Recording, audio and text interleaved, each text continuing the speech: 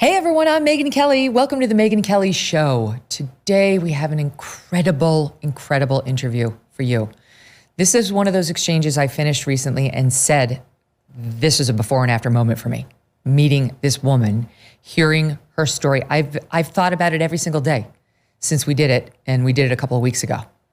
And I think you're gonna feel the same when you hear the story of Yeonmi Park. She's here for the full show. You may have heard her name, possibly her story before, but not like this. Yeonmi Park became a household name for many in America thanks to her 2015 memoir, an extraordinary piece called In Order to Live, a North Korean girl's journey to freedom. It was published when she was just 21 years old, but her story, of course, starts much earlier. She was born and raised in North Korea and escaped, and that is the right word, escaped to China when she was 13. Her incredibly perilous, dangerous journey did not end there, though. She was not fully free until 2011, just before she turned 18, when she finally made it to South Korea and eventually to America. She's still so young. I sat there listening to her story, and as you hear it yourselves, you're gonna think what I thought. This is unbelievable. This is absolutely incredible. And it got me wondering when the interview was over, like, is this incredible? Like, could this stuff have actually happened? We're journalists, go ahead and do a fact check on it like we do for any of these in-depth pieces we do. And we went back and started fact checking some of the things that Yeonmi told us, and they checked out. As incredible as they were, her descriptions of North Korea checked out. Other people who have escaped have told very similar stories around the same time. A couple details here or there that whatever, but yes, it checked out. And I will tell you that there were a couple things. She went on a reality show in South Korea where she talked about how she was, I guess, a little wealthier than you will hear her portray in this interview, whatever. And there was one sort of report on, she said her mother and father came across out of North Korea with her, when in fact it was just her mom. She says that was just a translation thing. She didn't claim that. But what's interesting to me is that people have been coming for her, as they would, right? You leave North Korea and you start speaking these kinds of facts about what it's like to live there, and you make yourself a target. But you see, Yeonmi Park doesn't care about being a target. She's been one her entire life. Her entire life has been one of people taking advantage of her, people hurting her, people not caring whether she lives or dies, people who have wanted to hurt her from the time she was a very young girl and did. And now, here in America, a true survivor, someone who did know victimhood firsthand. Her observations on our culture have been absolutely stunning and have opened up an entirely new area for her to discuss. She has a new book out this week called While Time Remains, a North Korean defector's search for freedom in America. And she joined me for an incredible conversation. Enjoy. For many parts of the country, February weather is cold and unforgiving. The days are short and sunlight can be hard to come by. And those days relaxing by the pool seem all too far away. But when you have a Michael Phelps Swim Spa by Master Spas, you can enjoy the best of a pool with the therapy of a hot tub, even in the middle of winter. Michael Phelps Swim Spas come in a variety of sizes to complement almost any yard, even if it's a small one.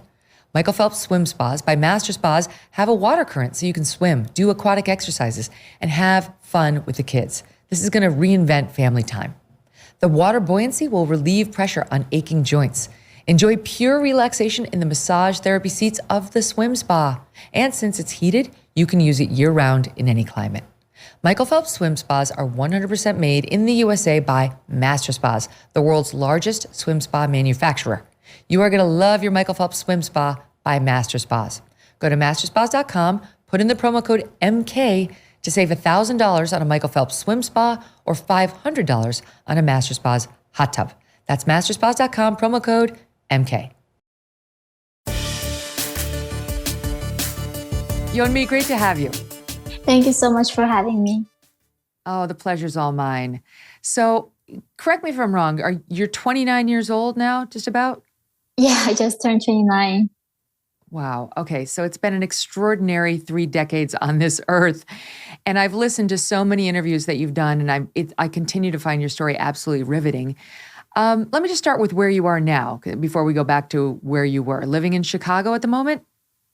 I actually moved back to New York last summer. So I've been Okay. back to New York since my college. Hi, okay. And you have one son? Yeah, I do. How old is he? He's about to turn 5 years old next month. Oh, boy. Wow. Okay. So how are you enjoying New York, by the way? it's I I was going to university here from 2016 and moved to Chicago right before the pandemic, and I came back to New York last August. And to be honest, I just couldn't recognize the city anymore. Every restaurant that there's Midtown in Manhattan, where there's a K Town is, that I like to go for lunch. Every corner that I turn around, there are like people selling drugs. And what's so shocking is that I walk with my son to go to a Korean restaurant, and they sell drugs in a wrapping purple pink paper. And my son thinks that's like a lollipop. So he keep asking me to buy him the lollipop from these people. And and of course I take subway like every New Yorker, and every single time I take the subway, I see really unbelievable things that you can even discuss here. And I feel like I'm risking my life every single time when I take the subway. Mm, So in some sense, I don't feel safe in America anymore. And that's yeah. what I was literally crossing the desert for freedom and safety. And I don't get that anymore living in New York City. I completely understand. We just moved from there not even 2 years ago after having lived in the city for almost 20 years. And we have young children. And it is a scary place these days. It wasn't always. I mean, relatively recently, it was a very safe place to raise a family. And then two election cycles of a terrible mayor, de Blasio, coupled with COVID mania and defunding the police only to refund the police and so on, have changed the dynamic there dramatically for the worse. Yeah, that's the thing. Like, I only came to America really 2016. And since then, I do not recognize the city anymore. Mm, And it's so that's very shocking to me how fast things can really deteriorate. And I well, mean, and I went to this is the university in New York City and I know what they were learning there. So I'm not even surprised at this point.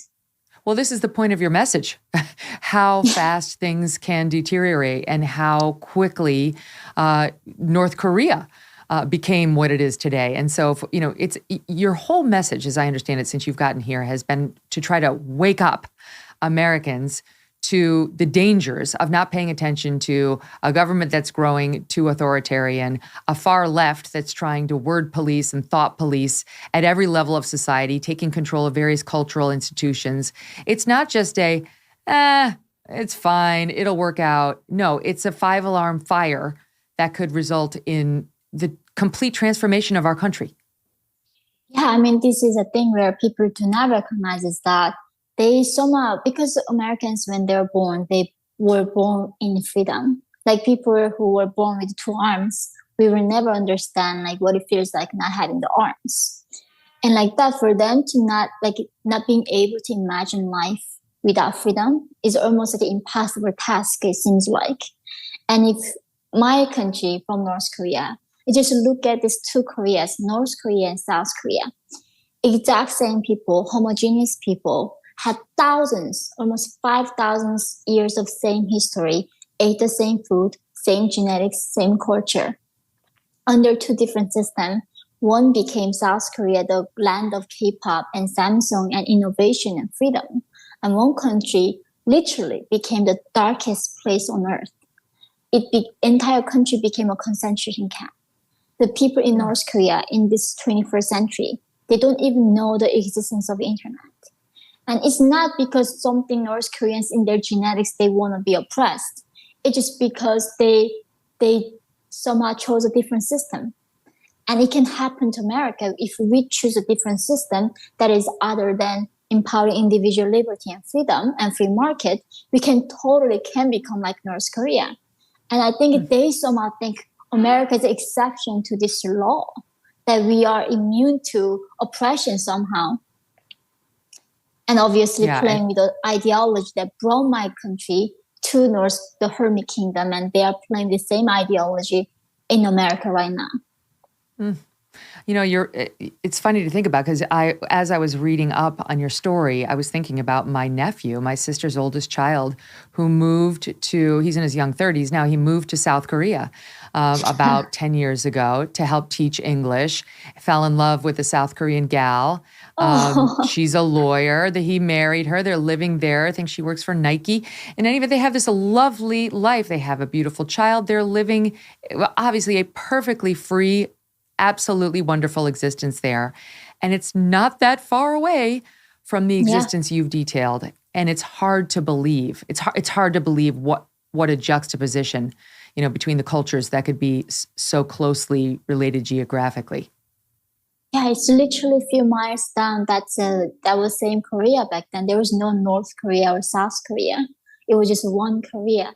And Mm. now the people like North Korea can't even afford electricity, not even mention internet. That the two different reality, they became even a two different planet. I think Yeah. whenever I have to talk about my North Korean experience, it's almost like describing life on Mars or something. The people That can't is how it even felt. fathom and relate anymore. Reading your story, that's how it felt. It was like, I don't understand. So let's get into it so that people can hear the details. Yeah. That's what's extraordinary about you is you're young. As you say, you're 29 years old, born in 1993. This isn't ancient history. This isn't something that happened 70 years ago and people can't really relate. It's happening right now. Your story remains entirely relevant in present day. So it's a window into something we haven't been paying enough attention to, and also a warning as to where we could be going. So you're born in 1993, and let me just ask you about your earliest childhood memories. Like, how was you talk to an American person, odds are they spent their childhood, riding a bike, going to school, running around playing sports, things like that. How do you remember your childhood? Um, I mean, growing up in North Korea, I just remember not seeing any colors because there's no color. We were just so poor. Nothing was even painted in color other than there's one place that we had electricity. Those were the where the Kim dictators' monuments were. And that place is where children, I remember, had to get up at 5 a.m. and go to the monuments and picking up little plants and dust out of the monument. And that's how we showed our loyalty to the regime. And the first thing I really remember from my mom was actually she was telling me, don't even whisper because the birds and mice could hear me. And when I came to America, even with my son, helped him to express his feelings and his thoughts. But the first thing my mom had to teach me was that the most dangerous thing that I had in my body was my tongue. If I said one wrong thing, that was not just going to kill me, but that was going to kill the 3 generations of my family. That's how North Korea punished people and get rid of any kind of rebellion by punishing up to 8 generations families for one person's crime. 8 generations. And that's true. It was not an empty threat. You actually could wind up getting family members killed 3 to 8 generations around you for misstepping in a way that was offensive enough. And it could be a mild offense. Yeah, it's a offense is like watching Hollywood movie. That was a bootlegged Hollywood movie that came from China by smugglers. Or the most ridiculous, the offenses are like every newspaper in North Korea, the front page have to have the Kim's pictures and showing how they work so tirelessly for the people of North Korea. And a man one day didn't see the front page and looked back and ripped the paper by mistake. And that was his reason, get punished to the concentration camp and along with all his family. And I remember in my room, every household, every room, every classroom in North Korea have to have portraits of Kim dictators. And if the fire get caught, what do? You don't run with your children or your mother. You have to protect the portraits with your own body. Otherwise, your entire 3 generation family is gonna get killed. Wow. Do you remember is there any joy? Is there any fun for the young ones? I mean, we don't even have, so this is the thing why I keep saying that North Korea is a different planet, is that they don't teach us the concept a lot of times. Like we don't have the vocabulary actually. They don't teach us the word stress. For instance, like how can you be stressed living in a socialist paradise? You cannot be. There's no word for PTSD or stress or depression. And at the same time, they don't teach us what happiness is. So if you ask a North Korean child what is happiness, they will not know what that is. So it's not in our mind to think about what joy is. And when you are born in the country, the first thing you know is even as a little baby, you need to survive. Every day is a survival game. Nobody knows. There's no guarantee that you're going to make that day. So I remember every single day when we live in North Korea, if we made one day, not going, starting and dying, we say, wow, we made one more day and not sure what tomorrow holds for you. I mean, so is it, I don't think I'd be asking somebody who'd been a child in a World War II concentration camp if they have fond memories or were laughing a lot or had a lot of joy. But my instincts would be to do that because my instincts tell me children are children and they're naturally joyful. Is that not true? I mean, what was your experience? Were you able to tap into laughter and something that now you can see as joy, notwithstanding all of your surroundings? So this is something that, to be honest, it healed by when I actually had my own son in 2018. And I think that's also maybe the first reason why I chose to have a child when I was just 22 years old. After North Korea surviving that country, what they do is when you're born in the oppression, they kind of numb you. They numb all your senses and they numb the ability to think critically. You are just a empty shell as a robot. Whatever the government controls you, you have this groupthink in this totalitarian state. But if I really try to remember what I was laughing about is, we get electricity once or twice a year for a few hours when on the holidays of dictators' birthdays. They have to make us to watch the propaganda film to brainwash us. Then that was the biggest thing that could ever happen to me, seeing that light bulb light up. But more like 99.9% time, even as a child, like you never get to have that, humanity with you. That is completely being denied in the country. Even to the point where you're denied, well, you tell me, you're either denied love, but at a minimum, it could be, alternatively, you're just denied the word and the concept of love. Yeah, that's the thing. North Korea is the only country do not have the concept of love. Like, we don't know what romance is or the mother's love. Kim Jong-un literally banned Mother's Days because he was afraid that if children love their mothers, they are not going to love the dictator as much. So that's why he even denied that love that child has for their own mother, or the mother has for their own children, or husband and wife have for each other. I've never heard in my life. My father passed away before he ever reached to freedom.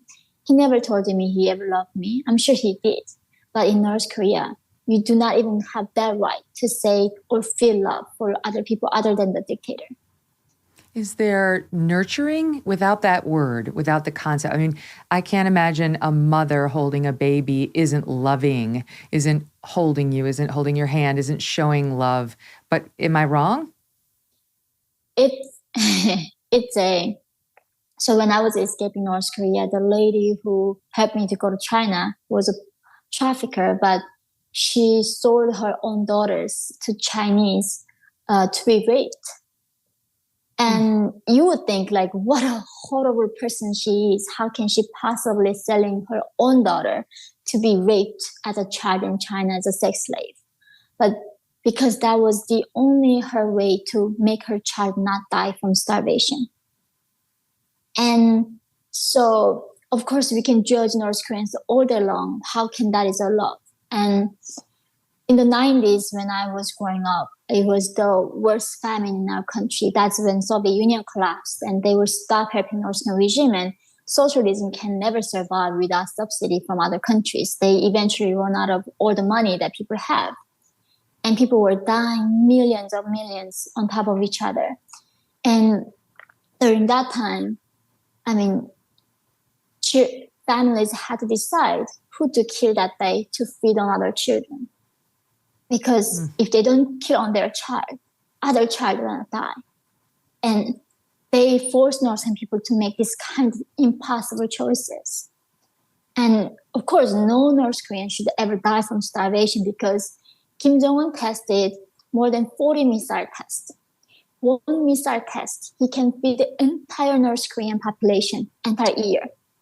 If he did less for missile tests, nobody ever had to die in North Korea from starvation. But he chose not to feed North Korean people.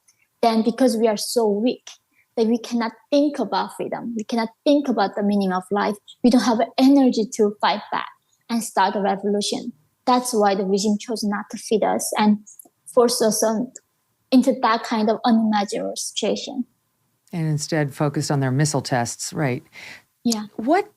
I've heard you describe this before, that, I mean, of course, you describe your own history as having been starving and that you've seen dead bodies in the streets due to starvation.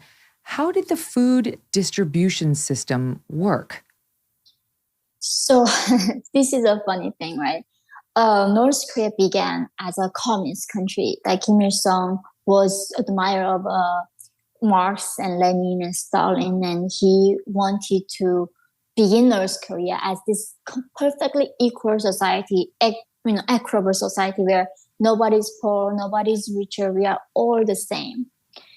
And with that promise, and then he said, in order to achieve that, you need to give us all your properties. We are going to abolish private property. There's no private ownership on anything. In North Korea, you cannot own a house, you cannot own a bike, you don't even own yourself. Everything, including your body, is a state. And from there, the state gonna decide like how to contribute that. But then as soon as he took all the rights from people, from the lands and rights from people, he decided to divide North Koreans into, and by the way, North Koreans are the homogeneous country with the same language. There's no like even race difference, into 51 different classes. So after the promise of the equality and no inequality, we became 51 different classes. And the regime decided to, depending on that classes, they're going to decide who gets fed and who gets to starve from dying from starvation. So mostly only the few people in Pyongyang, like top 10% of the North Korean population living in Pyongyang, in capital, that's where dictators lives. And it's almost like the Hunger Games, right? They have 13 different districts, and there's capital. And people in Pyongyang, they have so much food and they have so much luxury. But the 90% of the population don't get any of that, and by design.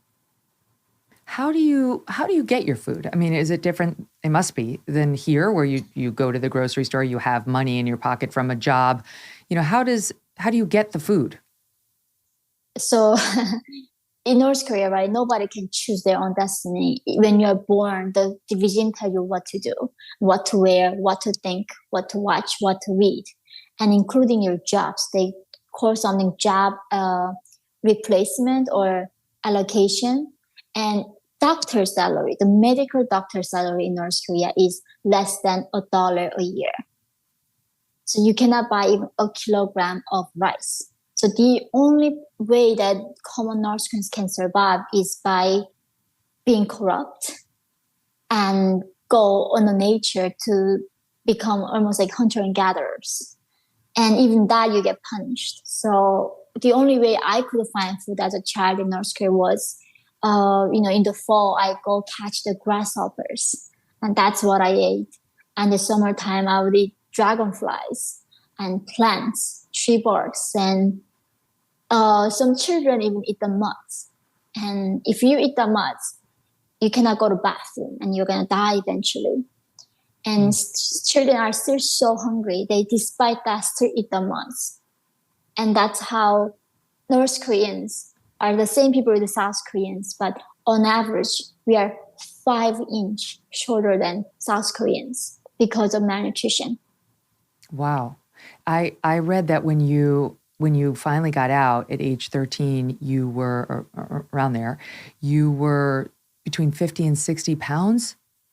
Yeah. And because of my child malnutrition, I'm still only like 76 pounds because, and it's the same thing with all North Koreans, that our system didn't develop fully. Our organs and brains never fully developed because that early childhood, you need the nutrition to develop your physics and your system.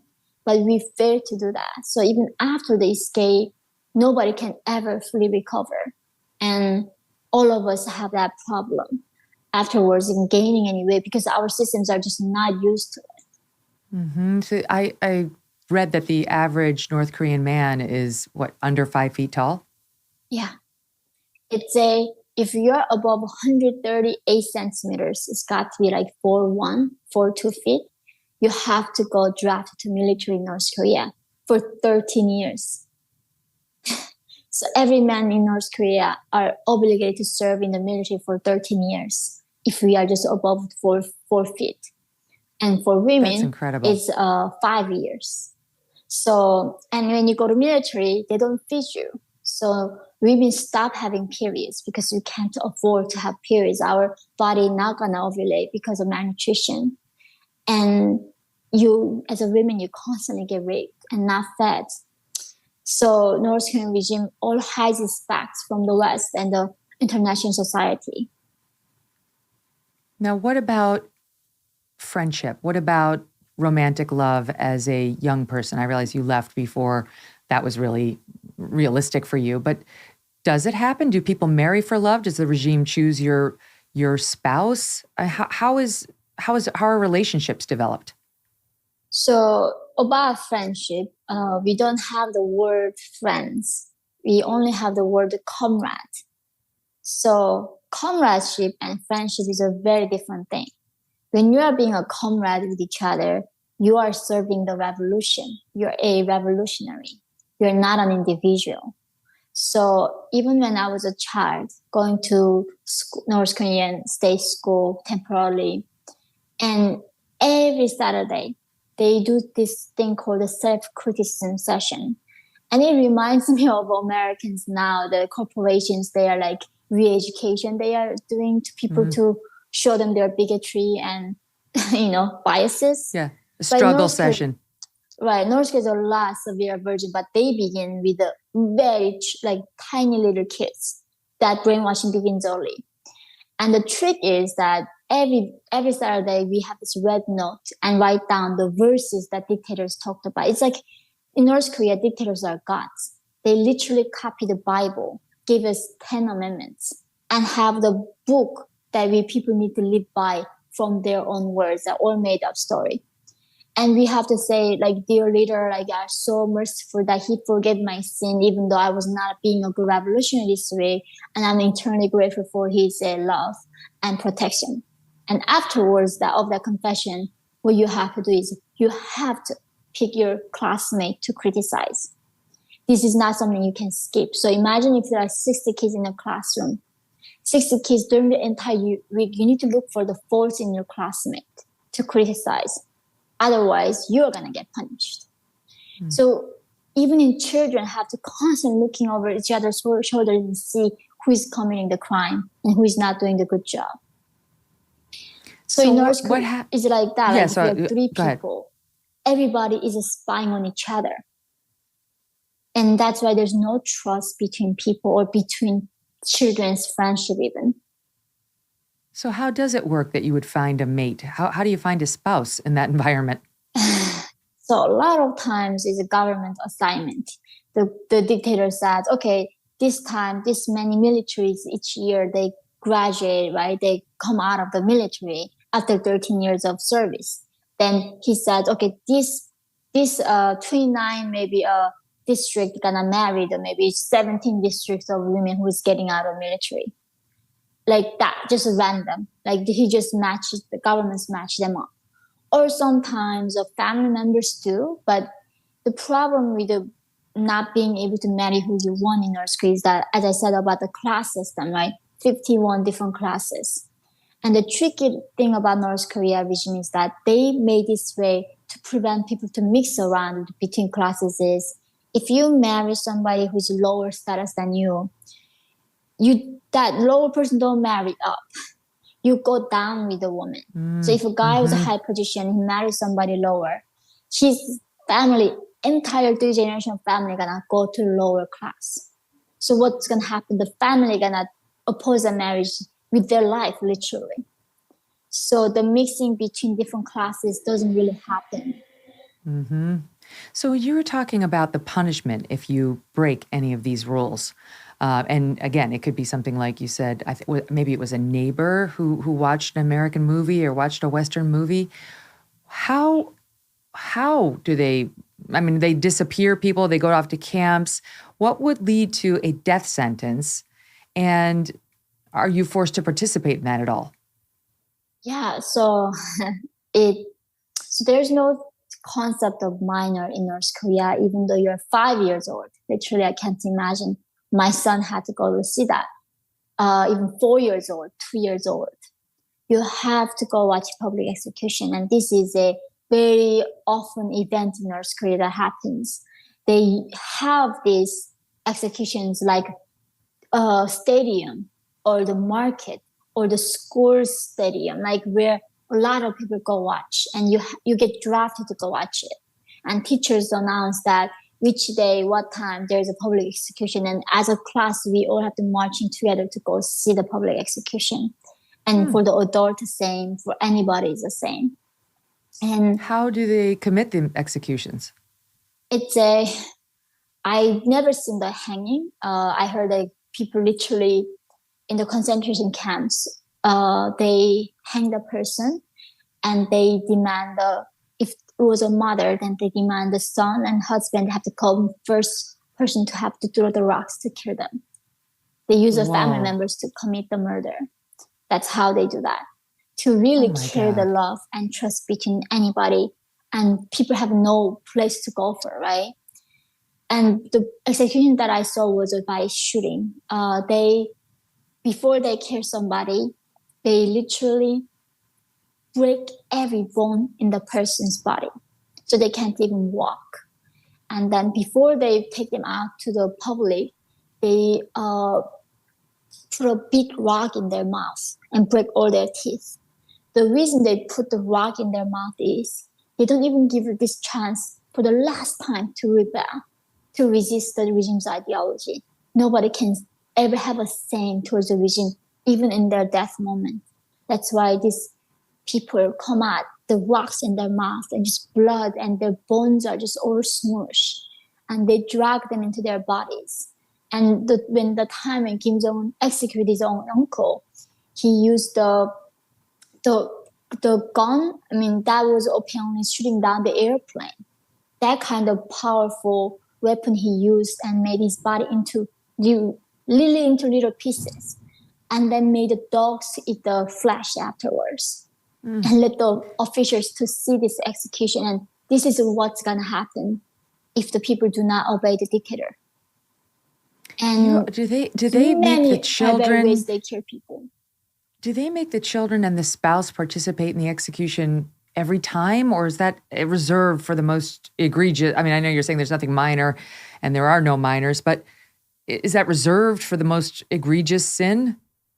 No, every time. One of my executioners, my sister friend, her mother was accused somehow being a spy, and then they made her to sit in the front, seeing her own mom got killed. And 3 months later, and then she got all exiled to the countryside. And the officers say, "Oh, we made a mistake, and she was not a spy." But there's no apology. There's no condemnation after killing an innocent life. Every single execution, the family members have to be the witness. And then they put the little children by height. So if you're 2 years old, you're gonna be the first row. 5 years old, second row. 7 years, and the adults standing in the last. So since you grew up in North Korea, the first thing you see is people getting executed as a child. And as you get older and get taller, you're gonna go standing in the back row to watch it.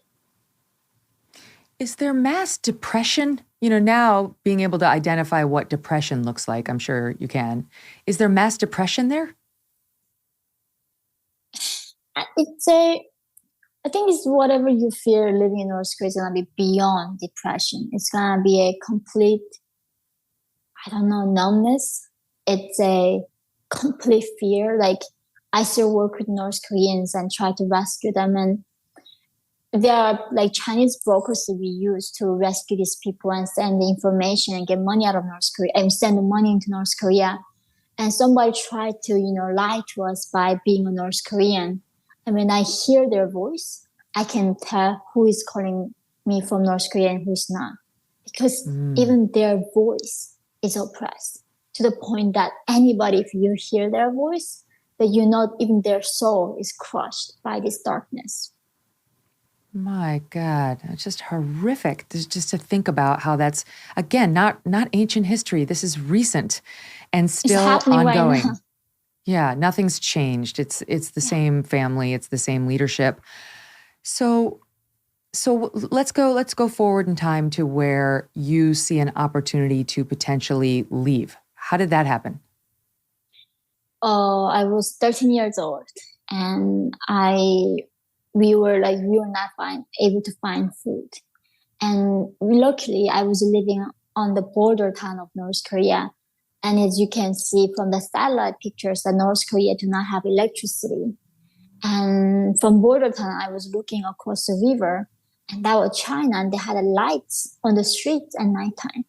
And that's when my sister and I thought, maybe if we go where the lights were, we could find a bowl of rice. And that's initially thought, like, why we were escaping, really not thinking about freedom, not even knowing what freedom is or human rights is. We were just looking for a bowl of rice so we would not die from starvation. And first, my sister escaped to China, and I wanted to go with her. But I couldn't go with her because one day I had a bad stomach ache. So my mom took me to the North Korean hospital. And, this is a free healthcare, right? The government provides everything free to the people. But in the hospital, they use 1 needle to inject every patient. Oh my. Doctors operate on people without anesthesia, or if there is the anesthesia that doesn't work.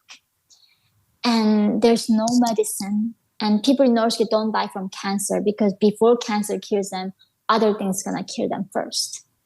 And most of people die even before they're 60 years old. So they opened me up. They cut my stomach off, and my anesthesia don't work, and I didn't have any. So I was screaming and fainting, and turns out like they thought I had appendix, like 2 removed, but I just had a malnutrition. So I couldn't go with my sister, but she left me a little note to saying, go find this lady. She's gonna help you to go to China and find me there. So can I just ask you here at this point in the story, you must have been afraid. If you think that they can read your thoughts and that, everyone's spying on you, it must have been terrifying just to have those thoughts, never mind have a note directing you where to go to get out. Yeah, so that is also a thing. Like in North Korea, you're so isolated. We don't even know the word escaping. And also when you're so desperate, like, if your apartment caught on fire, you're not really going to think what happens to me if I don't jump out of the window right now because I'm going to die from this burning. So almost I think when I was escaping, I wasn't thinking, and there's no way you could think. Like if you do not go that hour, you are literally dying from starvation. And that's why only thing I just remember was crossing that frozen river into China with my limping stomach just out of the surgery. Like I should not get shot. I cannot get shot because the guards there with the machine guns, it's a shoot to kill order. They don't just catch you. They are going to shoot you to death if they see you crossing the river. So that's all I remember was I cannot get shot. I have to run as fast as I can. How'd you get past them? So the lady who was helping me turns out a human trafficker. She was North Korean herself, and she was also a lady who sold her own daughters to Chinese to be sold. And she was telling my mother and myself too. And she bribed the guard. But the thing is, in North Korean border, this Yellow River, there's every 10 meters there are guards. So you cannot possibly drive to all these guards, right? That's gonna cost so much money, and a lot of them are not maybe as corrupt. They are not gonna let us go. So they drive this one guard in the one post. But if other guys see us, they can shoot us from 10 meters away, and each direction or up and down. They are under the ground. They're above the bushes. So that's why it was never like chance of making out of that river is now is impossible. Nobody can escape from North Korea under Kim Jong-un right now because they put the facial recognition cameras, they put the wire, electrify the wire fences, they bury the landmines, literally. Entire North Korea became a concentration camp. So nobody can escape. At my time, thankfully, there was no electrified wire fences, there were no landmines. If I were lucky to avoid that shots from the guards, I could come out. One of our sponsors today is Donors Trust, the principled, tax-friendly way to simplify your charitable giving. Cancel culture does not just affect comedians and commentators anymore. It also affects everyday, hardworking Americans. How? Well, it can derail their charitable giving. This is so outrageous. Listen to this story. This is from Jeannie. Jeannie did her charitable giving through one of the big national donor-advised fund providers. That is, until, without a clear reason, it refused to send her charitable dollars to a conservative nonprofit. Jeannie writes in, I'm a conservative. I believe America is great despite her imperfections, and that capitalism brings great good to society rather than government. Earlier this year, I requested another gift from my donor-advised fund, and it was rejected. Jeannie wanted a donor-advised fund that shares her conservative principles, and she found it in Donors Trust, the oldest and largest donor-advised fund committed to limited government. Do you want a principled partner helping you support causes close to your heart? If so, consider opening a donor-advised fund with Donors Trust. For more info on how Donors Trust can help, visit www.donorstrust.org/MK to receive a free copy of their donor prospectus. That's donorstrust.org/MK. So you managed to make it. So you crossed this frozen river in the dark of night. And what happened next? Yeah, it's like almost like yesterday. It was 2007, March 31st. It's crossing that river with my mother and the one broker, a young man who was helping us to cross. And then as soon as we got there, the first thing I was seeing was my mother being raped just right in front of me. And initially, this broker wanted to rape me, but my mother offered herself. She was saying she just done surgery. She's gonna die if you do. So she offered herself. Did you even understand what was happening with that? Did you get what rape was and what your mother was doing for you? I didn't have the vocabulary to know what rape was because North Korea news is everything is fantastic. In North Korean news, there's not such a little thing as accent or bad. It's all about how our revolution is winning, how our state is winning, how we are creating the socialist paradise. So we don't know what rape is or what crime is. And I've never had a sex education at school. I never even knew what kissing was.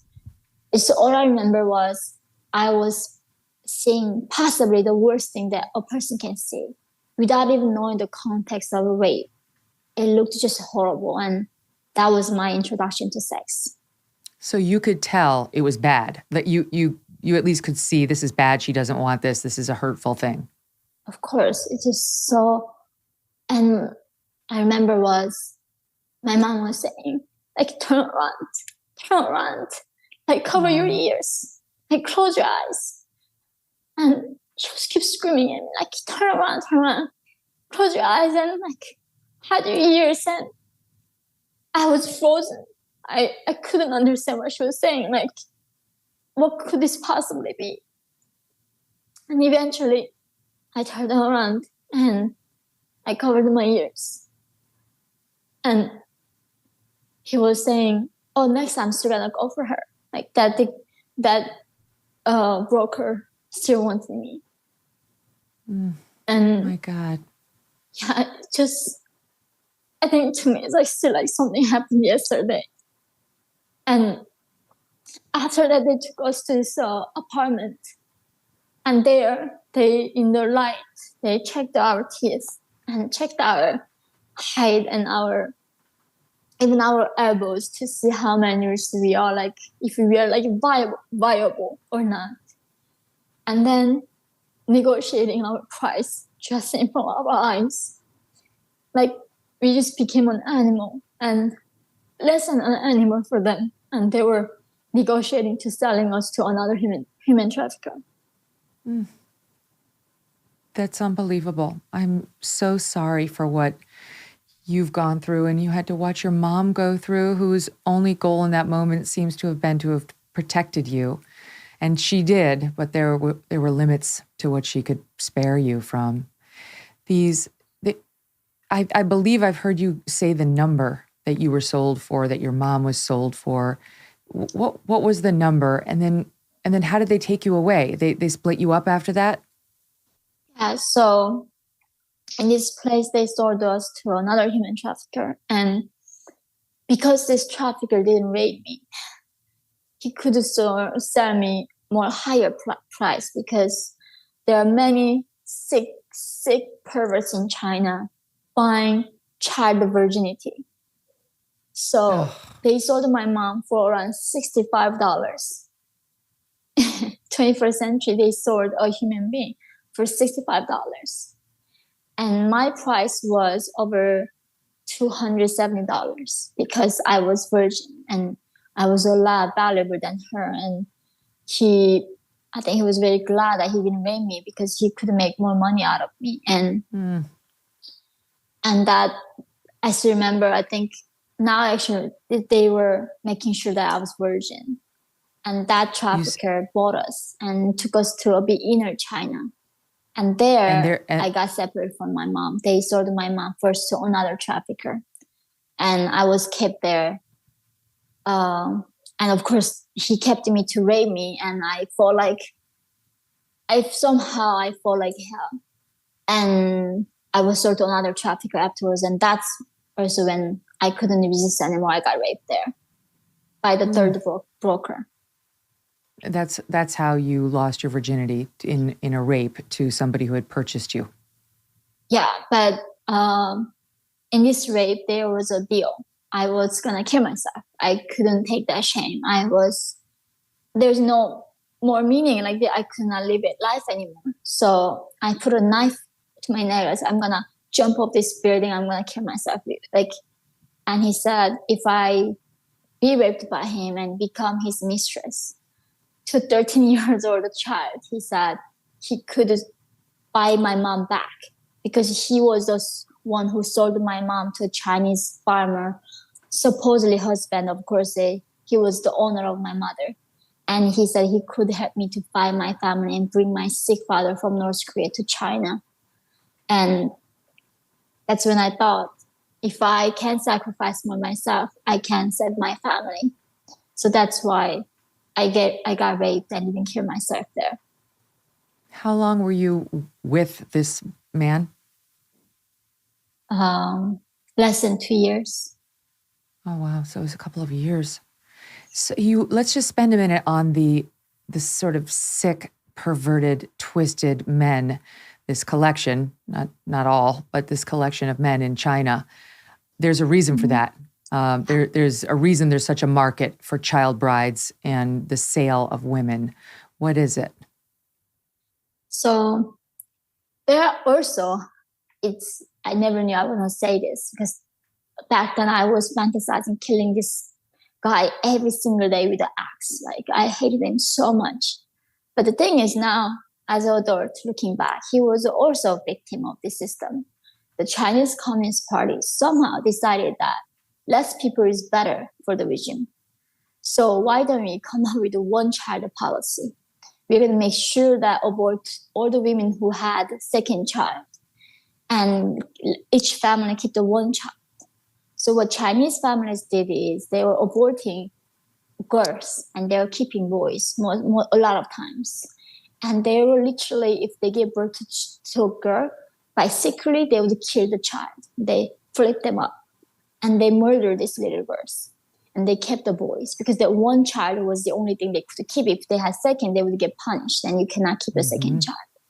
So That's now right. there's more than 30 million Chinese men cannot find the wives, but there are not just enough women to go around for them. And here, they demand North Korean sex slaves for their needs. They just ended that policy in 2016. It's amazing to think that during our lifetime, that policy was in place, the late 70s, 80s, 90s. It was in place. I mean, we didn't do anything about it. I don't know how much we could have done. And there are real life consequences as a result, and you're living proof of it. Yeah, so that's the thing, like how when the state decides what is right for the individuals, they always mess it up. And the worst part of being in China as a North Korean de facto, actually, by the way, right now when I'm talking to you, there are 300,000 North Korean girls in China right now are slaves. And of course, we denounce slavery all day long in the West.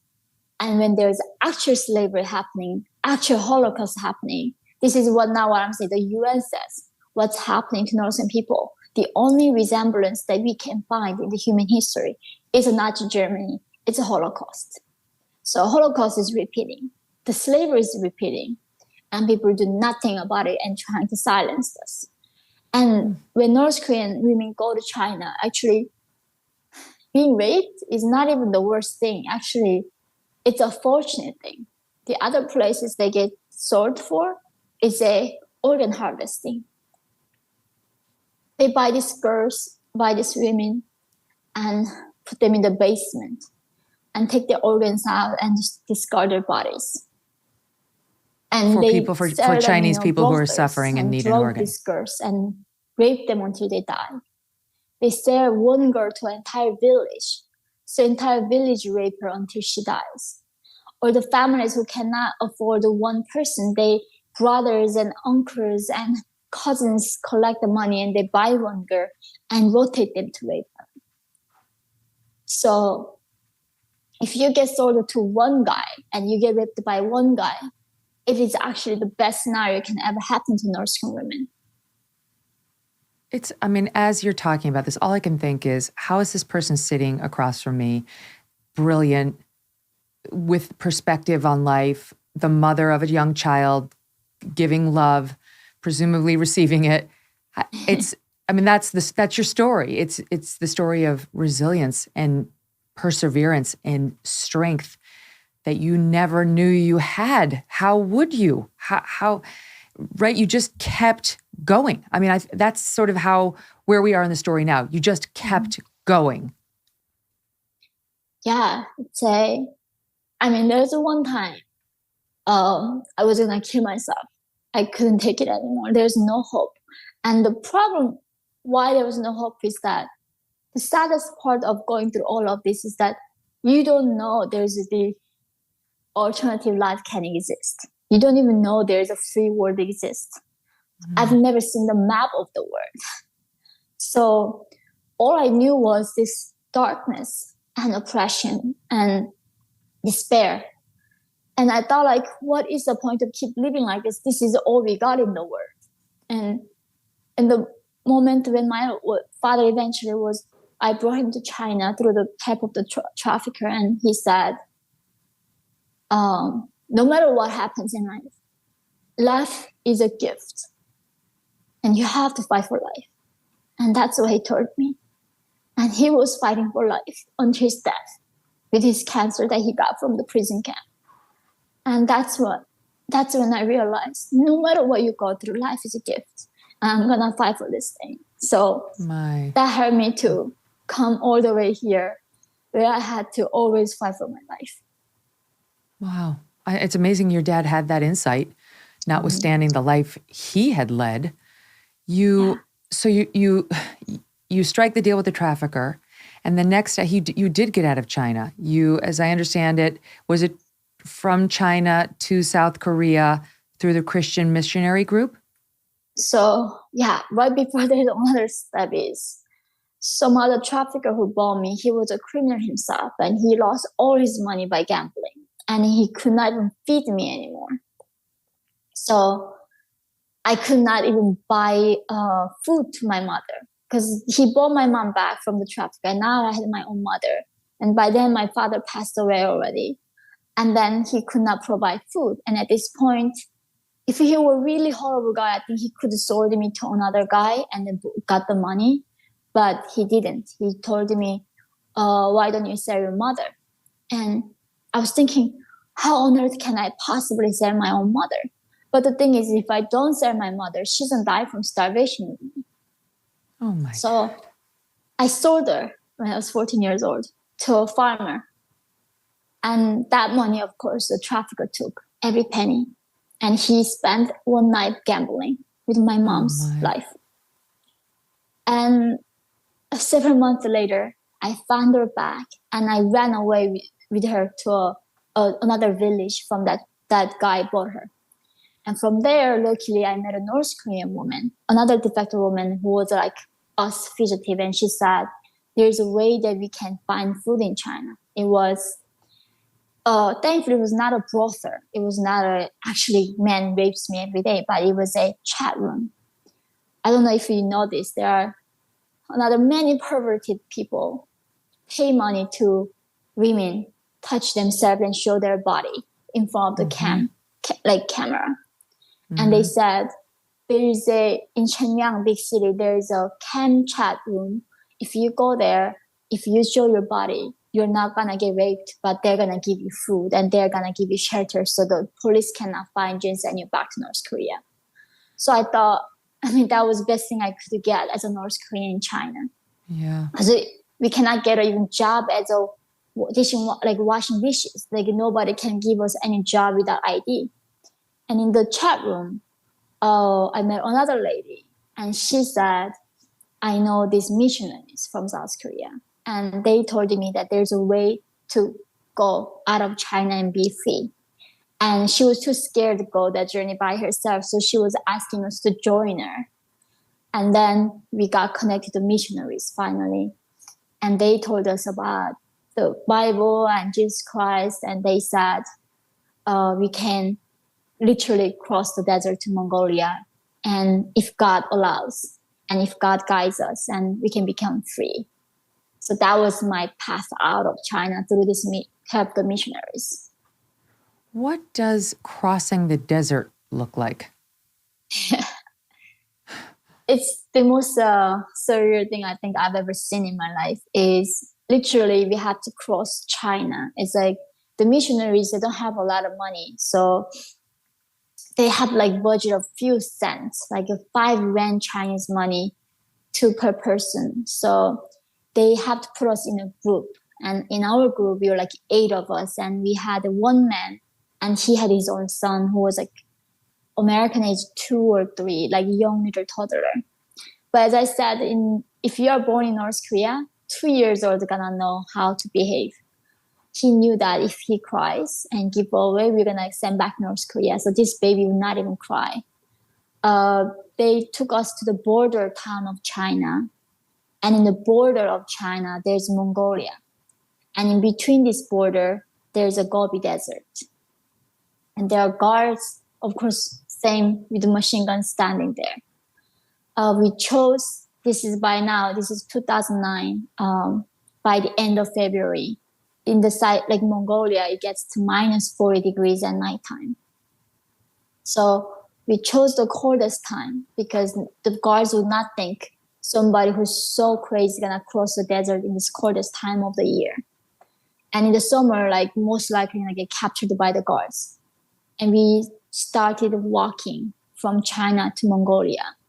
We eventually crossed 16 wire fences and a lot of them were electrified. So we had to dig the hole under it. And luckily didn't die. We didn't even have gloves or scarves, somehow did not die from the freezing cold. How? Mongolia. That seems impossible with minus 40 degree temperatures. How long was the journey?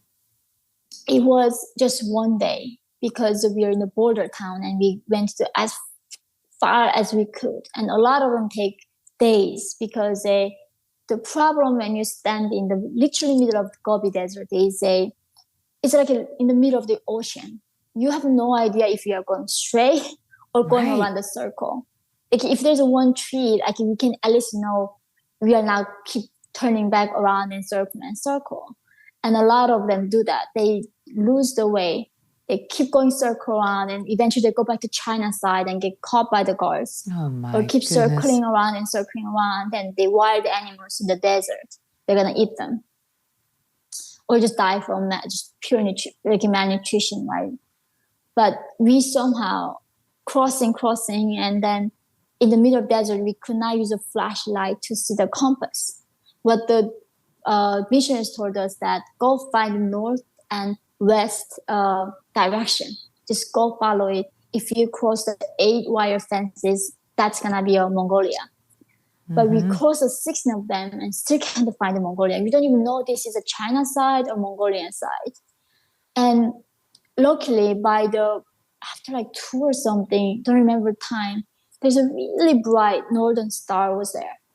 And we couldn't use a compass anymore. So I told everybody, let's just follow that star and see what happens.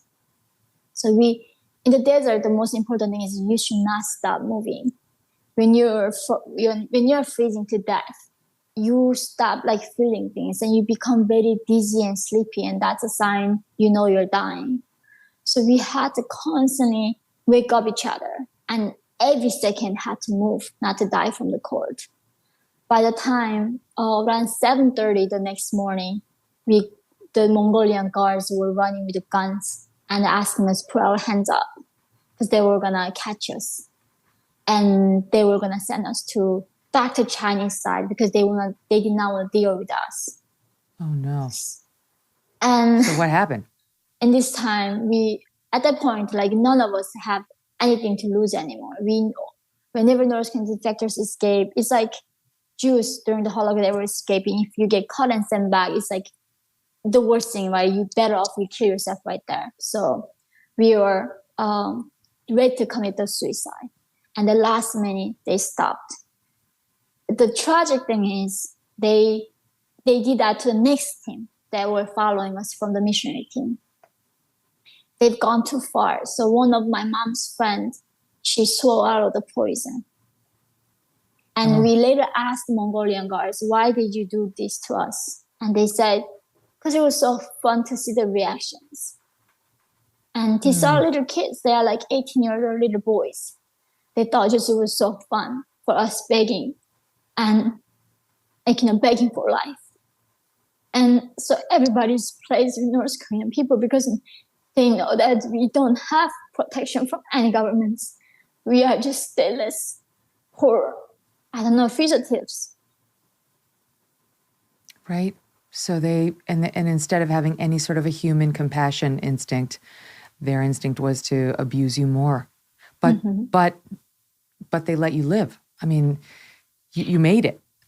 Yeah. So 2 months of interrogation in Mongolia, they are moving us different detention centers each time. They make sure they verify that we are North Koreans. And 2 months later, we flew with a fake passport to South Korea.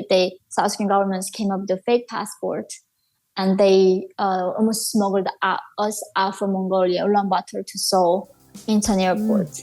And that's how I became free. Like many people, I am eating healthier these days, trying to. And that's why I love good olive oil. And by good, I mean fresh. Olive oil packs the most flavor and the healthiest nutrients when it's fresh from the farm. And that's the problem with supermarket olive oils. They're not fresh. They can sit on the shelf for months, growing stale and still staler. This is why I like my olive oil direct from small award-winning farms thanks to a guy named TJ Robinson. This really is a deal changer. Also known as the olive oil hunter.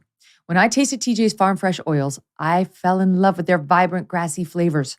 They're delicious on salads, veggies, pasta, fish, meat, you name it. As an introduction to his fresh pressed olive oil club, TJ's willing to send you a full-size bottle worth $39 of one of the world's finest artisanal olive oils for just $1 to help him cover shipping. Best of all, there's never a commitment to buy anything, and you can cancel your membership at any time.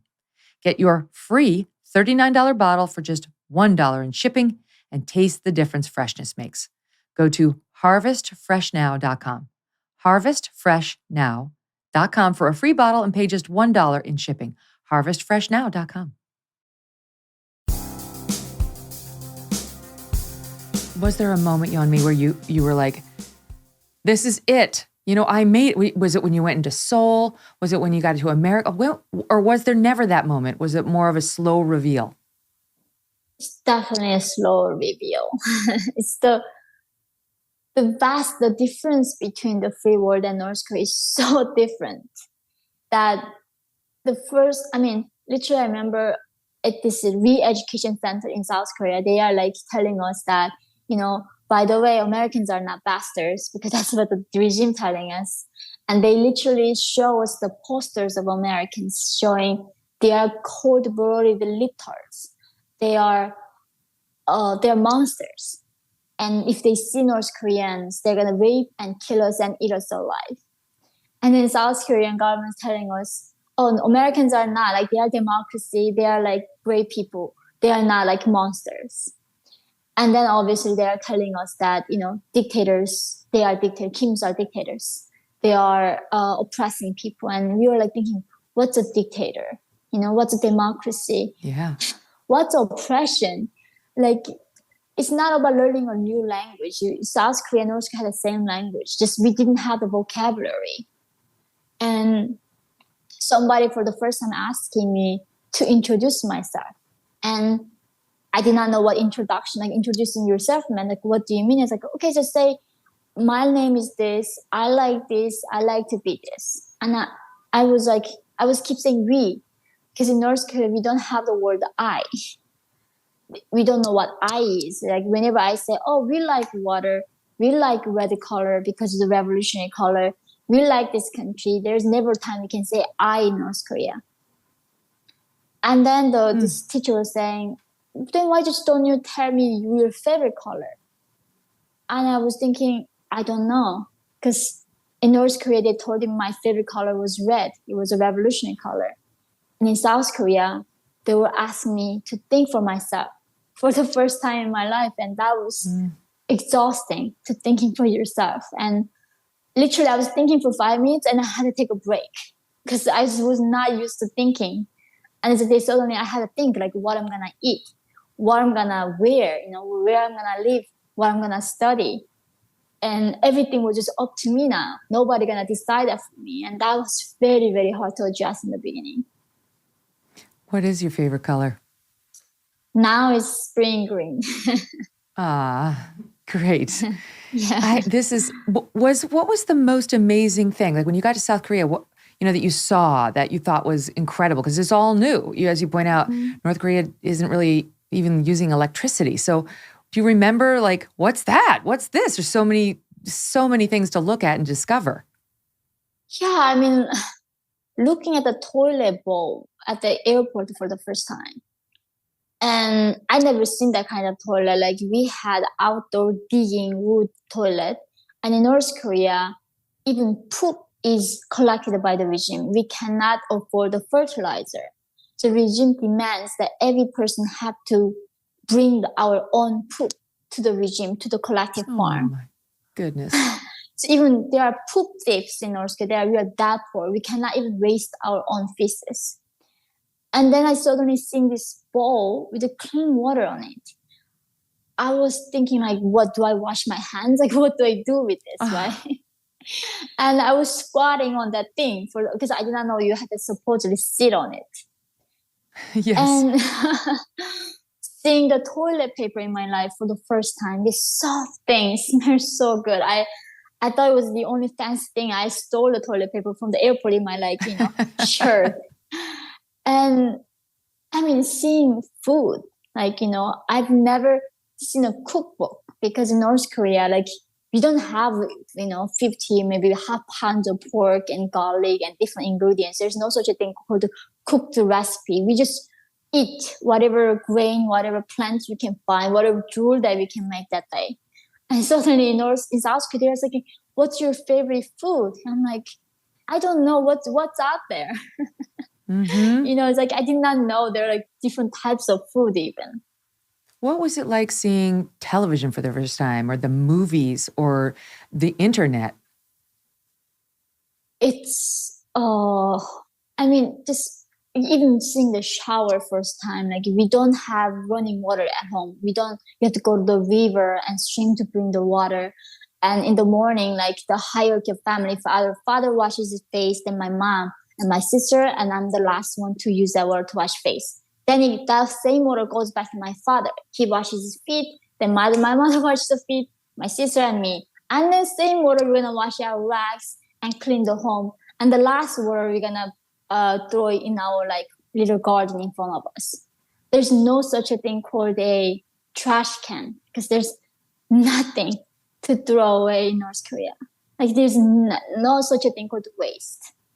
And in South Korea, if you hit the button, the electricity comes. Like if you through the tap, the water, cold or hot water comes.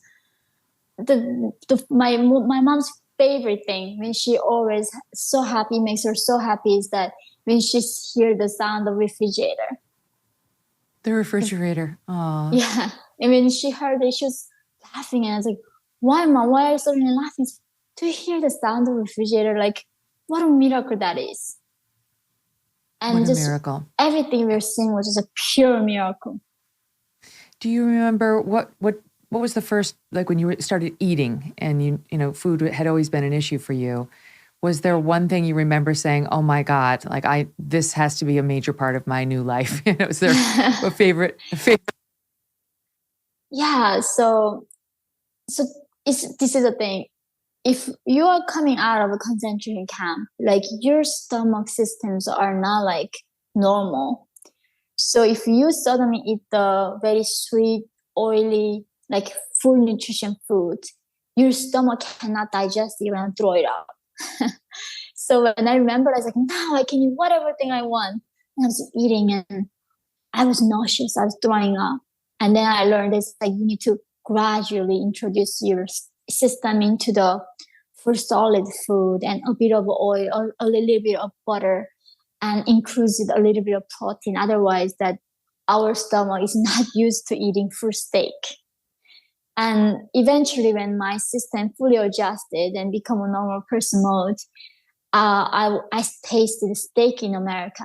And literally in North Korea, cows have more rights than people.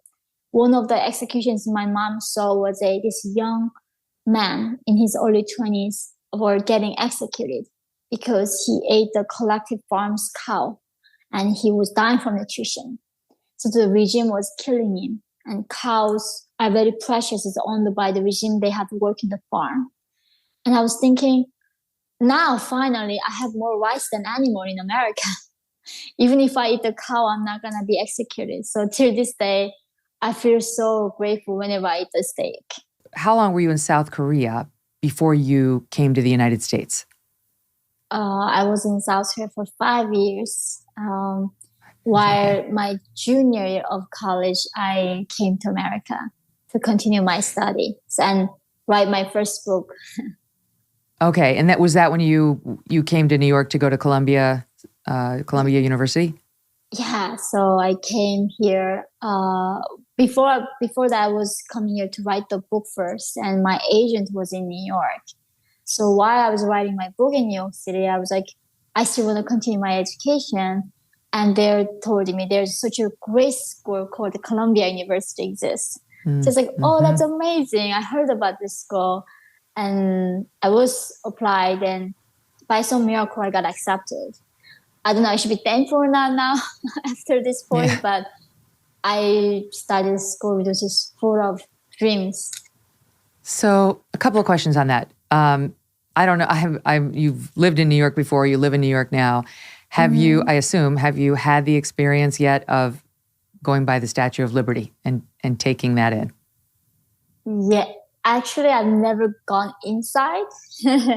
but I've been right there with the boat, seeing it from Yes. the front and going That's the way to see around it it. from the water. I feel even as a Yes. natural born American citizen, there's nothing like it. If you don't get chills as you go by Lady Liberty by boat, there's something wrong because I find it such a moving experience. And I don't know whether it was meaningful to you at all or whether it's just interesting. Yeah, I think it what it stands for. I think that's I mean the reason why I wrote this book is in some sense for even my own son. In some sense, like I was very lucky when I was escaping from North Korea, even though I did not know that country like America, free nations existed. I had at least some place to escape to. And I'm eternally grateful for America, the defending South Korea and kept the country free for me to go to and to be saved. But I mean, every day I think about what happens if America goes away. Where will my children escape to? There's really no places left in this earth right now. That's and right. I think, yeah, it's just such a special place. Like I cannot run away from this place. You know, this is all I've got, and this is all we've got as a humanity. It's a unique idea. It's worth fighting for, and the fight changes as the country evolves. And you're very much involved in the present day fight. Before we get to that, one other small question. Just wonder, what was your reaction the first time you saw Times Square? That's so funny. So there's always the North Korean regime keeps saying, we are going to make American bastards their land into sea of lights, right? By the bombing them with a nuclear weapon. And the first place that I landed to after going to mission schools in Texas, I came back to write the book was they took me a bus from DC, that's some Chinese bus, and landed me to a Times Square. And I was literally thinking, I don't think America needs any of North Korea's help to make their sea of lights. I mean, this is literally the sea of lights. It was brighter than the daytime. I landed in the night and I've never seen anything like that. It was like literally standing on a different planet.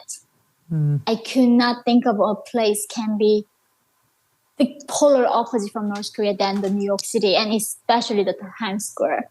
It's fun to think about because it's such a special place. I mean, it's overwhelming, of course, in many ways, but I do think what I love about Times Square for everybody is if you can go there, ideally in a time when it's not peak busy, and stand there and look around. To me, that's the place you feel anything is possible.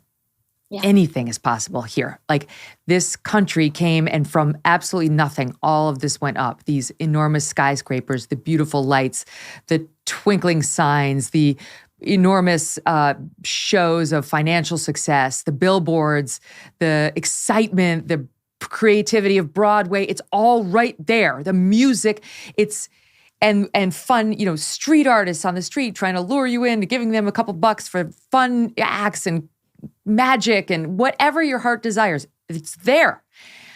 I love standing there and just taking it in as possibility. That's where I am right now. Mm-hmm. I think it's funny enough.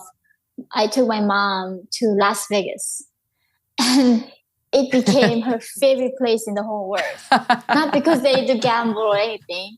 She just could not comprehend how can you build this city in the middle of desert. And it is a miracle. Yeah, it's like mom is freedom. When you're free, you can do anything. You can literally reach the moon, right? And like you can build these trees and waterfall and everything in the middle of gigantic desert. I think that's like same thing for me, just seeing the New York City too. It was a completely wasteland before. And looking at the city today, I mean, outside all the besides the crime that is happening, just what this city went through and survived and what it accomplished is like the power of individual liberty and what we can achieve when we can fulfill our potential and when we can be in the free land. And I think, of course, North Korea could have become a Manhattan if they were free, but they chose a different system. Is there anything you're still doing now, like old habits die hard? Like only one square of toilet paper or something that you don't, so is there anything that you've carried over with you? It's funny. I guess even till this day, I don't like to have a lot of stuff with me somehow. Uh, it I don't know. It's like somehow like with the food, right? Like it feels like if I'm somehow committing a crime if I waste food.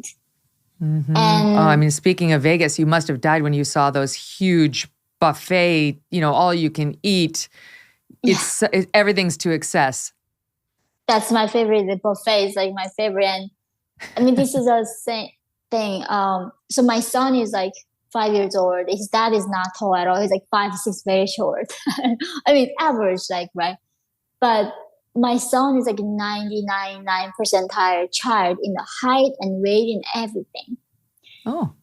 And it got to be from my side, right? Because my grandfather was taller than my own father, and my grandmother was taller than my own mother. Like each generation, North Koreans keep getting shorter. So I never knew what my potential was. Right. And yet you're going to see I was so obsessed that like my son would not get enough nutrition. I think the obsession with nutrition still stays with me. And my son still says like, you feed me too much. Because when he says like, I'm full, I'm not like, okay, chill about it. Like, you have to finish your plate. Mm-hmm, you have right. to eat everything you have there. So I don't think the old habits are going to go away. May I ask you about your marriage? Because I understand you got married, but then you got divorced. You got married, you had your child, you got divorced. So before we get to the end of the marriage, how did you fall in love, right? Without any practice. That was very hard. It's like after North Korea and I go to South Korea, at the end, the intelligence center, when they're extracting all the spies out, once I'm confirmed that I'm not a spy, they told me, everything you're told when you're in North Korea was a lie. Literally everything. And because in North Korea, they said that I was not even Asian. They said that I was Kim Il-sung race, our dictator race. North Korean calendar begins when Kim Il-sung was born, not when the Jesus Christ was born. And literally, even including my own race was a lie. And I was thinking, like, so if everything that they told me was a lie, that how do I know what you're telling me is not a lie? Yeah, right. It's like, how do I ever trust again? And of course, how do I ever trust men again? It took time. It took me trusting what that meant was reading George Orwell's Animal Farm. That helped me to understand what happened to my country, what happened to myself, why the country became that way and why these people are saying what everything I thought was lie. And how to trust men again was also keeping that perspective that my father was a man too, that I come from man. Part of me is man too. And thankfully now I also have a son. So with that perspective, I think I was able to put my guards down and fall in love in New York City and with American Bastard. It's like in North Korea, international marriage is banned. When women in China, like North Korean women, get raped, and if they get pregnant and sent back to North Korea, the first thing they do is killing the child.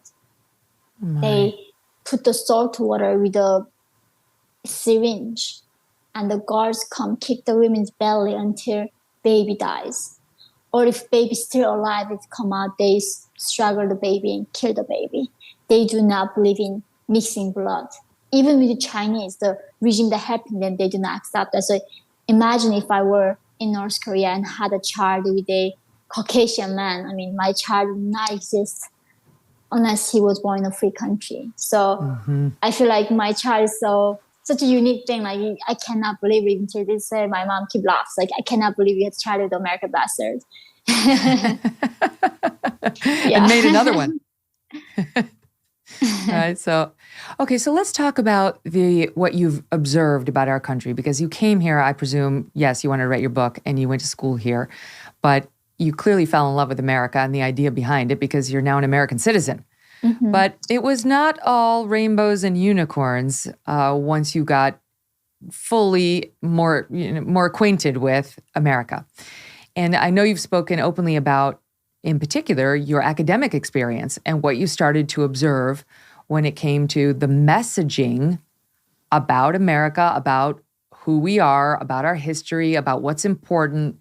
So talk a little bit about that. Like what was your first sort of exposure to, wait, what are they saying and why is this eerily reminiscent of where I came from?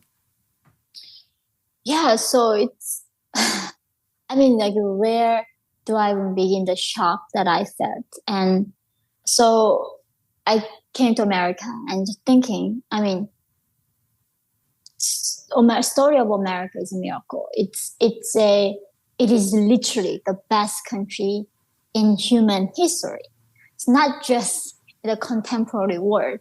As the beginning of the humanity till end, this is the best country. And I don't even know why I have to state this obvious fact to anybody. And then the first thing, at Columbia, at the orientation, they said, who has the problem studying Western civilization? And one of the instructor asking us, like, okay, who likes to read Jane Austen? And as you know, like, my best friend became after North School was books. It taught me so much about myself, life, and the world. And I love Jane Austen because, I mean, somebody somehow talked about even romantic love in the 18th century and human emotions, like the things that North Koreans were denied in the 21st century. Somebody was expressing that many hundreds of years ago. And she was saying, okay, that's how you get brainwashed. And it's like, excuse me, what do you mean? And she said, because she was living through the white colonial era and she was a racist, by reading the work of racists, that I'm gonna become a racist. And this is why I need to stay woke to notice the bigotry, the systemic oppression that we have for the minority people. And I was like thinking, is this some joke, right? This got to be a joke. And they were saying— This is a professor? I know. And then they say, every class they say, why every problem that we have in the world exists because of white men. And I said, why? Because, I mean, my son is white and half white, but then he also has a blood of slave, I guess, right? And they said, because some of the white people were slave owners. And in North Korea, you get punished for your ancestral crimes. Like, my mother's grandfather supposedly had a tiny land in front of his house. So they classed him as a landowner. That's why I was not in a top class. I was punished for my great-great-grandfather's crime that I was not responsible for. And in America, in the land of free and home of the brave, in this amazing country, they are punishing people for something they have not done. This collective guilt was happening here. And then they were saying the only way we can fix all this injustice is complete destruction, complete dismantling of the system, and repealing the Constitution. And I was thinking, they say they stay outraged, stay angry. I'm like, if you cannot be grateful living in this country, where can you be possibly grateful for every miracle that we live through? And then as soon as I express these thoughts to my professors, they say, Yeonmi, you're brainwashed. And then, of course, they say, if you make somebody feel unsafe, emotion, not physical, not beating them down, if I can cause some, like somebody in unsafe at classroom, I can get kicked out of the university. And that fear made me stay silent until the graduation. Like, I was just too scared too. And it was the most bizarre. I could not distinct. It's so amazing. The white supremacy and the colonialization and corrupt capitalism is all the evil of all. It's the same message the North Korean teachers had to teach me. Wow. Because they had to survive. That's what regime demanded them to teach the young minds. Same message was being taught in the Ivy League school by these professors. So North Korean students and American students are getting the exact same education. Oh, that is shocking. Like, That is deeply disturbing. yeah, we are getting the exact same curriculum. And what are these students saying? Are the students going along with it? Did you find other quiet dissenters like you? So not when I was on campus, and when I actually spoke about this maybe last year on one of my interview with Dr. Peterson, and people saw the interview and they emailed me from LinkedIn and emails, and they were Columbia graduates and Columbia attendees right now, and said they feel exactly the same way, but they cannot express their thoughts because they are also fearful because they want to get a corporate job. Columbia has a very expensive tuition. If you go to Columbia afterwards, if you cannot go to a corporation job, you cannot pay for the student's debt, right? It's almost like slavery. Like they make sure it's very expensive, and afterwards you have to get a job that can pay for your debt. And if you have a history of denouncing this mainstream, almost a sermon, like a Kim Il-sung sermon, that they cannot get a job. So your livelihood, your family's livelihood is depending on it. Of course, like now North Korea, the 3-generation gap gonna get punished, but your actual livelihood and dignity and reputation on the line if you do not agree with the political correctness. Mm-hmm. So a lot of Americans were afraid. Were the students, we hear a lot of the students, especially at places like Columbia, talking about their own oppression because they fall into whatever racial group or whatever group, you could go down the list. Did you hear any of that from the student body when you were there? Yeah, there was one class that I was taking, and before every class, as you can see, my English is not perfect. I learned American English by watching Friends, American TV show, when I was 21 years old. Oh, it's amazing. learning a foreign language as an adult is a hard task. And when the time of Friends, there were no gender fluid people. There was only he and she. I barely learned these pronouns. And then I come to America to practice in real life. And then going to my first class, they say, oh, okay, so before even say who you are, what you like, where you're from, what your ambitions are, they say, tell us your pronouns. And the words, like there are more than, at the time was 58 pronouns. Now there are in thousands. Oh my goodness. And then in every class, people say your pronoun. And then Justin, they was a gender fluid. I don't want to mess this up. And they was biological male. And I don't know, I've never met this they. So I called they him. Hey, Justin told me right. this. He told me. And then, I'm sorry, but they is not a thing. They is taken. It's too confusing. Right. So at the end of class, in tears, this child, maybe he's freshman or sophomore, and says his feelings are hurt. And by this point, I'm from North Korea. I'm like, okay, I'm so sorry that my English is not good. I sometimes call she, he, because it's confusing, in Korean. So this person was crying because instead of referring to him as a they, you used he, and this was obviously a biological male. Yeah. My goodness. And he feels not safe with me. And I was speechless. There are children, when the organs are extracted, when their people are sold for $65, there's an actual injustice that is happening that needs our attention, that needs our help, collective help. There is such a thing that is called morality. There is such a thing called duty as a free person. But these kids are brainwashed. I mean, they're not even adult. They're adults, but they're child adult. None of them have any capacity to handle any reality. And professors send you this email before the class. Say, this reading's can trigger rape, memory of oppression, all kinds of difficulties. So if this class is not trigger this, if it bothers you, don't come to the class, and you don't even need to tell me the reason why it bothers you, because it can also trigger you to think about your own oppression. And I'm we are one of the most expensive schools in the world. And if you cannot handle the material that is taught in the classroom, why would you even go to college at this point? It defeats the purpose of a higher education. So But that's instead of amazing. trying to teach You're us the something, they were opposite. trying to protect somehow our made-up oppression and feelings. You're the opposite of everything they think you are, right? Like if you had responded to this they person by saying, please, I literally was sold into sex slavery for several years of my life. I was forced to attend executions for the formative years of my childhood. I really don't need a lecture from you in oppression or hurt feelings. It would have been amazing. But these folks who have no oppression want you to apologize for not understanding how hard their lives ostensibly are.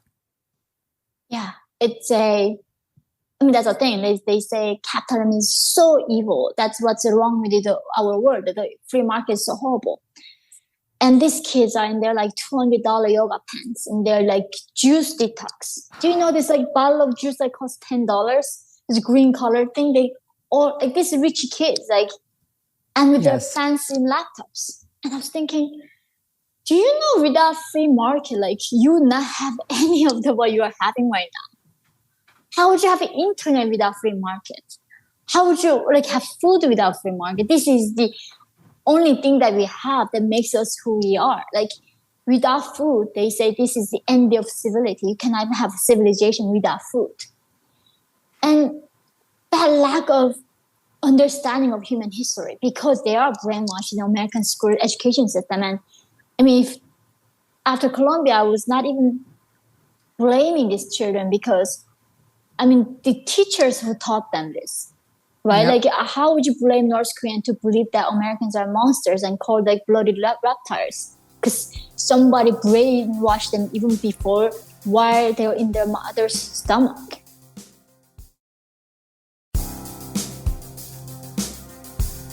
Why did Yeonmi Park not need the trigger warning? Why? You actually were somebody who had been raped over and over. And I'm sure they did bring that up in class and it was in the reading. So why did you not need the trigger warning and actually object to the trigger warnings as an idea? And yet I'm sure were people in that class who have never been the victim of a sexual assault or a rape who said, I'm out. I'm not going to read it. I can't participate in it. Right. So what is the difference between the people in our country right now who are leaning into that victimhood mentality, even if they're not one, and you who actually have experienced things that have made you a victim who refuse to stay in that mindset? That's the thing. Nothing about me is special. Any North Korean gonna not need a trigger warning. It's not because I'm exceptionally resilient or special about me. It's just life is tough and I have seen real life. And if you understand real life, hearing about it, talking about it is not even close to the worst thing that can ever happen to you. And also keeping that perspective, that what made me, I wrote my first book saying that there are two things that I'm grateful for. One was that I was born in North Korea. And the second was that I escaped from North Korea. Mm. It's like, if you never seen the darkness, you can never see the light. If you're just all your life was in the light, you're never going to know what darkness looks like, ever. And in some sense like that, like I came to America and writing first book and my agent was saying, Yeonmi, you're traumatized. You need to go to therapy and talk about mental health. I was like, what's therapy? It's like about talking how hard it was to survive and your feelings to somebody. And I asked, like, is it free? Like, does it cost money? It's like, oh, she's going to give you a special rate, like $200 per hour. And I was thinking, like, no, thank you. I'm good. And I have nothing to against with the people going therapy. If you can get help, that's great for you. But the thing is, what is the point of you surviving all of that? And now I'm going to spend the rest of my life to resenting it and complaining about it. It's extraordinary. It's like there's no point. And I think that is the perspective is lost in America. And that perspective is what the professors and teachers have to teach these kids using the history as a perspective and show them and why understanding history that we are not going to repeat it.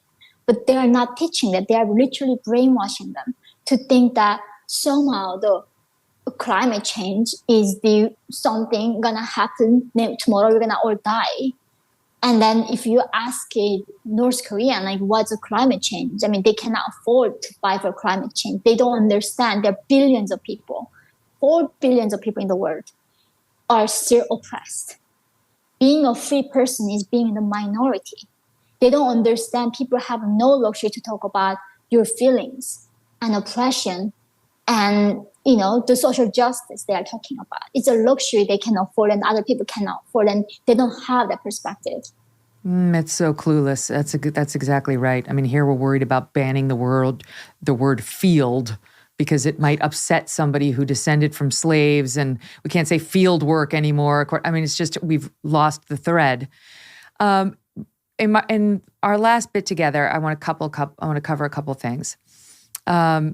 There's a reason why we haven't seen the glossy CBS Morning profile of you or the Today Show giving you a double segment to highlight your story of perseverance, or 60 Minutes. I mean, I could go down the list. As you point out, there's only a handful of people who have escaped North Korea, and your story as a minority woman and all you've been through would normally be very appealing to those groups I just mentioned, those outlets. What do you believe the reason is that you have not been more highlighted on those news outlets? So this is a long story. I came to America and I met somebody in a conference. And then he asked me one day, oh, so what do you think about like Second Amendment? And I was thinking, that's an amazing thing. Like if you can self-defend. Imagine if North Korean people had guns in their hands, right? The dictator can never take them. If your family mother gets killed, if your mother gets raped, and your child get executed, they're gonna die anyway. They're gonna shoot these officials and fight back like hell. If Hong Kongers had the guns, the Chinese could never have, these people could never have taken them like that. It's a very important thing for the humans to defend themselves for the corrupt government. And he was saying, I agree with you, but can you never talk about that? And then with the Penguin Random House, there are many, as you know, there's many imprints, right? There's great imprints within them and some very unbelievable imprints. And they gave me a media training. And the training is not about me, how I can talk about my story or how can I make sure that people know that what Chinese Communist Party does, that there are millions of people oppressed and how we can end the slavery. Slavery never ended. It's continuing and it's happening right now. It's worse than like ever before. More people are enslaved than in human history before. Not about that. It was about what not to talk about. So I had this list of pages that I can never express my thoughts on. And back then I was still like thinking, okay, maybe these people know better than me. Writing my second book, my agent was asking me, Yami, let's write the next book. Let's talk about how hard it is to be a woman in the modern world. And I was like, what do you mean I have a great life? And they said, okay, if you don't like the topic, let's write this book about how horrible America treats the black men in their prison system and how a lot of black men are imprisoned and their conditions are like North Korean concentration camps. You can be the mirror to reflect to American society that how horrible America is to the minority groups. And I was like, it's simply not true. Like I would compare being in American prison and North Korea free society. I mean, North Korean society, I can choose American prison anytime, any day, right? There's no comparison between these two systems. And then when I was not pretending really, I was closeted, closet labor. I was invited to event. It's in my book by Jeff Bezos to something called a campfire. He brings Tom Cruise, all these celebrities and writers and come share their stories. And in this story, I shared my story. Everybody was in tears and they say, what can we do? And I told them, these billionaires, the movers and shakers of this world, can you talk to China when you have business relations with China? Can you talk them so they do not enslave these women? And they said, I can't. And first of all, I really support what you do, but do not ever talk about that. I know you, or we know each other, that I heard you. So whenever I go, and there was a time the Hollywood, somebody was trying to make a movie about my story. And I got a movie script. And it said, when I arrived in China, China was the promised land. They protect me, they gave me freedom, and they gave me what? And I called this producer. I was like, this is not even remotely close to truth. Like, how can you do that? And he said, this is the only way I can make a movie in Hollywood right now. And this is America. We are not colonized by China. And I said, I don't need a movie to be made about my story. And I canceled that movie deal. And because I talk about China, they come after me. And they do not want to talk about my story because I represent whatever they want to fight for. That is injustice, the oppression of women and minority and slavery.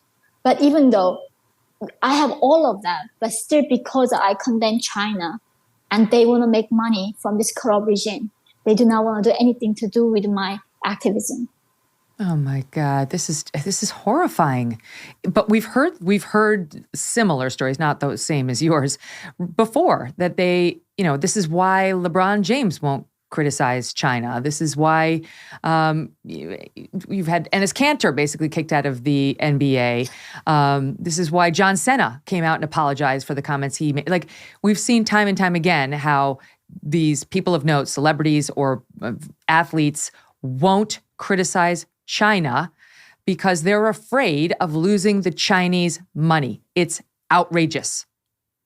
Yeah, even politicians, even that's the thing. Like, they have no problem hanging up the signs like Black Lives Matter. They have no problem condemning the slavery that happened by the white people, according to them.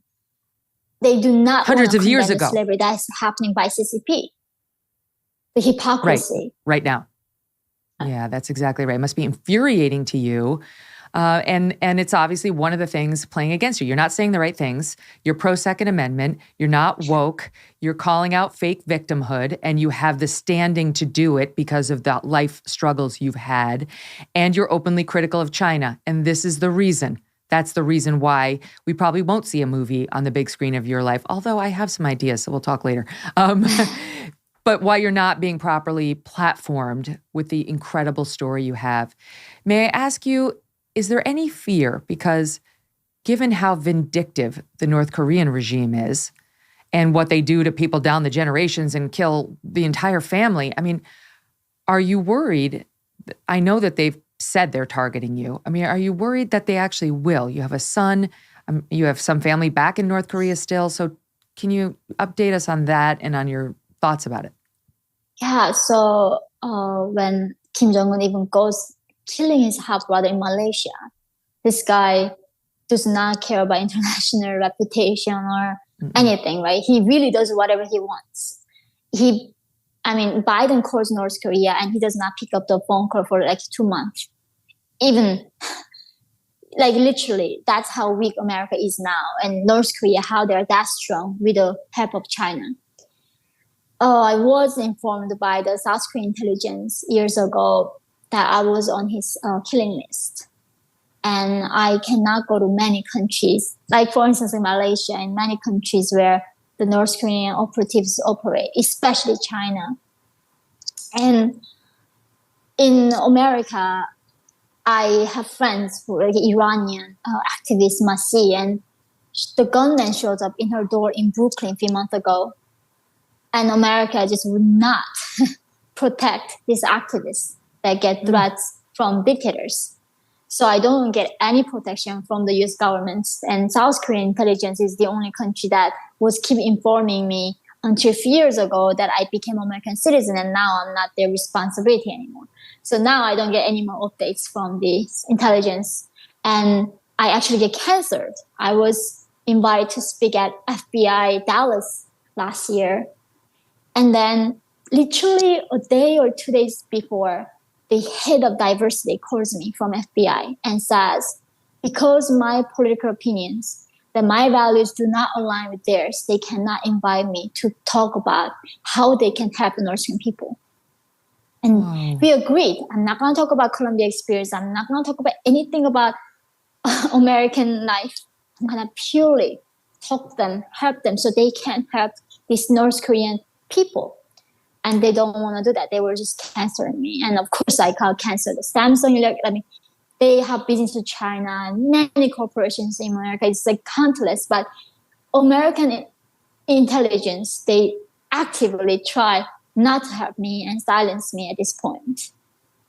And this is so not only upsetting. that, the reason I wrote my second book is one day I was walking down the street of Chicago during the BLM protest.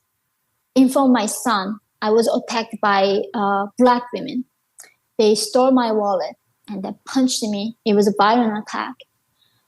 And I was trying to call the cops. And it was middle of the Michigan Avenue in Chicago, 2 p.m. People were started calling me racist because I was trying to call on these criminals. And they were saying the color of the skin does not mean they are thieves, even though they were seeing these women taking my wallet and punching me down. So I don't know, am I gonna be attacked by the woke people or the crowd that gone so mad in America that they can never see that everybody can become a criminal and somebody can be innocent?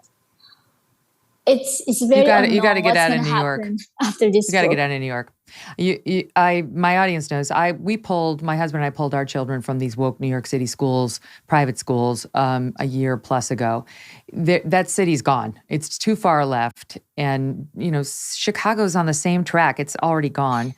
So you really got to get out of there. There are more reasonable places to live where I think you'd be more protected and more loved and supported, and you'd feel all the feelings that you thought you would when you got to America. That's my feeling on it. Right now, how are you going to support yourself? You're writing, obviously, we are all buying your book. We're going to support you that way. But what's your future plan? I mean, I want you to run for office. I want you to do something where your voice is elevated and even more powerful. Oh, no, I don't want to be. It's a thing, when you go through something like this, every North Korean is the same story. In their dreams, they are never in free country. They are always back in North Korea in the prison cell. And as you said, how on earth, what luck would that explain? I became one of 210 North Korean defectors made it to America for the last 80 years and learned English and got to have this chance to talk to you. I don't think it's me who I did it. I do think somebody really wanted me to save North Koreans, and I have that obligation with me. And in some sense, I can awake the public. If slavery was wrong back then, it is wrong right now. And it shouldn't be some partisan issue. What I'm fighting for is not a partisan issue. And they keep trying to say, I'm a right wing. I'm like, oh, so what? I'm a right wing. That word's lost meaning long time ago. It doesn't mean anything. And anybody who doesn't agree with the mainstream, they say I'm a racist. They call me a racist and they say I'm a white passing person. Therefore, I can never understand what oppression is. That's how they shut me down, by denying who I am.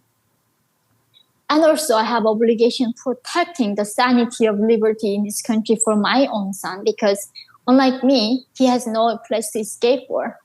Imagine the world without America. That place is an unimaginable world. I don't want to even imagine it. So I don't have plans for office. I'm not even I never chose to want to do this. I never wanted to have any ambition. I just want to stop the madness that is happening in China, North Korea, in America, I guess around the globe right now. You are an extraordinary human being. What an honor to get to know you. I hope you'll come back. I want to talk about your thoughts on politics and daily news and not just your backstory, because you have such a smart and unique perspective. And what an example of strength you are for our young girls, for our young boys, for all of us. Yeonmi, thank you for being here. All the best to you. And please let me know if I can do anything to help you. Thank you so much. What a journey. Oh, my goodness. Let me know what you thought of the interview. You can email me at Megyn, MEGYN, at megankelly.com. You can also post on Apple reviews. I do still read them every day. Happy Friday. We're off on Monday because of President's Day, but back on Tuesday with Glenn Beck and more. Have a great weekend.